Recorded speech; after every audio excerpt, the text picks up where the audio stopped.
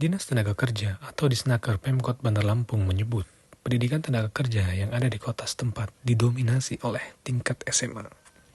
Hal tersebut disampaikan langsung oleh Sekretaris Disnaker Pemkot Bandar Lampung, Bahlil, saat dikonfirmasi pada hari Senin, tanggal 2 September 2024. Menurut Bahlil, pendidikan SMA menyumbang persentase sebesar 51,41% atau sebanyak 30.273 orang dalam pendidikan tenaga kerja yang ada di kota Bandar Lampung.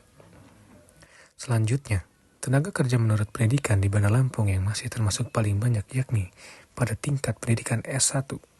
Diketahui, pendidikan S1 di Bandar Lampung menyumbang persentase sebanyak 20,26% atau sebanyak 11.932 tenaga kerja.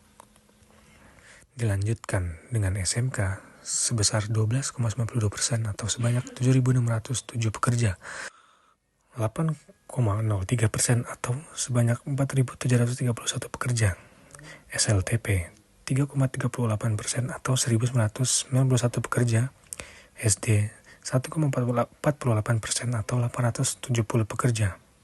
Dilanjutkan dengan pendidikan D1 sebesar 1,08% atau 634 pekerja, S2 0,86% atau 506 pekerja, lalu D4 0,48% atau 280 pekerja, lalu D2 0,09%.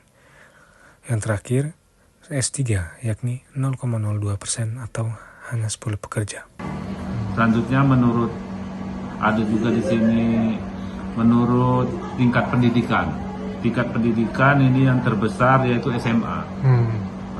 SMA itu dari 58.889 itu 30.273 atau 51,41%. Sedangkan SMK itu 12,92%, yaitu 7.607 pekerja.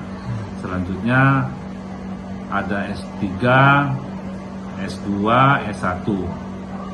S1 juga yang paling banyak, ada banyak juga di sini. S1 20,26%, yaitu 11.932.